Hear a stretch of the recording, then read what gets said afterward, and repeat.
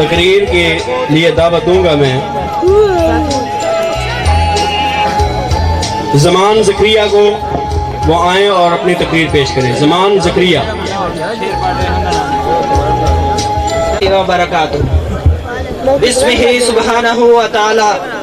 حامدہ و مصلیہ و مسلمہ، اما بعد۔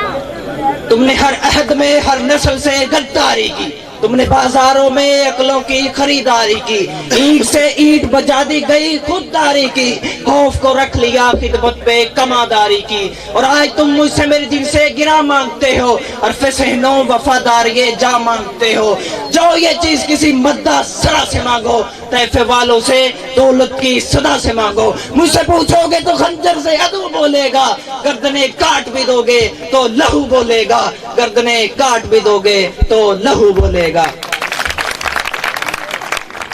عالی وقار،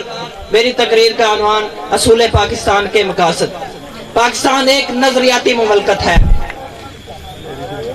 پاکستان ایک نظریاتی مملکت ہے جس کے پس منظر میں اسلام کار فرما تھا۔ یہی وجہ تھی کہ پاکستان کے مطالبے میں وہ لوگ بھی شامل تھے جن کے علاقے پاکستان میں شامل نہیں تھے۔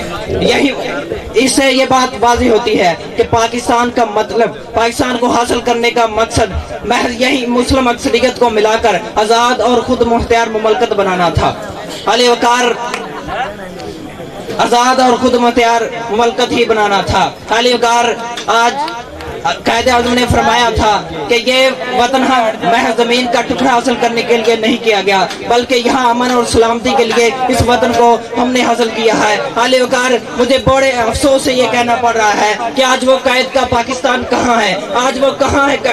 اقبال کا تصور پاکستان۔ آج ہم اپنے وطن کو لوٹنے پر تلے ہوئے ہیں۔ اس زبان سے تیز دھرتی کو پاکستان بھی کہتے ہیں، مسلمان ہیں حاصل ایمان، مسلمان ہیں وفا کو حاصل ایمان بھی کہتے ہیں، مگر نہ جانے غیرت کیا ہوئی اہل قیادت کی، وطن کو لوٹتے بھی ہیں، وطن کو ماں بھی کہتے ہیں، وطن کو لوٹتے بھی ہیں، وطن کو ماں بھی کہتے ہیں۔ عالی وقار،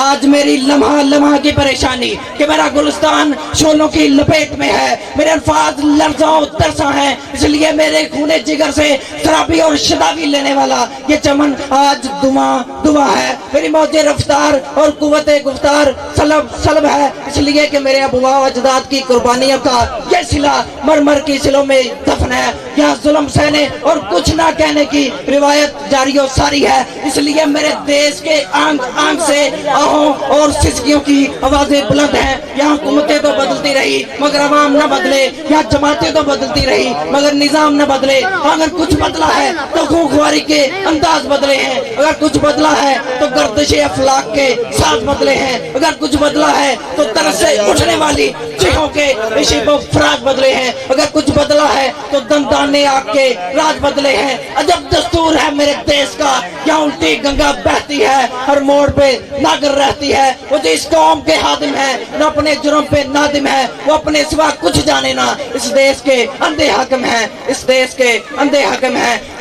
وہ کہتے ہیں سب اچھا ہے، اس ورد کو تم بھی کرتا جا، اس دیش کا حاکم کہتا ہے چپ چاپ سزائیں سہتا جا، چپ چاپ سزائیں سہتا جا۔ عالی وقار،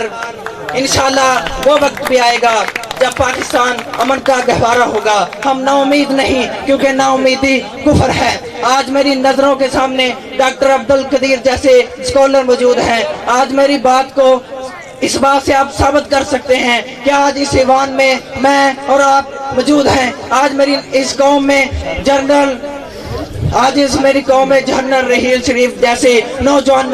موجود ہے، مگر عالی وقار، آسمان جلتی زمین پر نہیں آنے والا، اب کوئی اور پیغمبر نہیں آنے والا،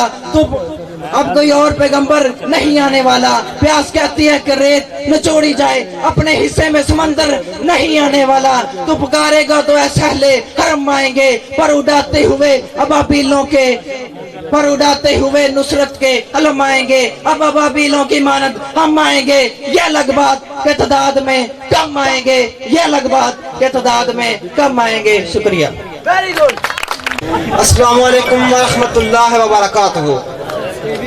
اعوذ باللہ من الشیطان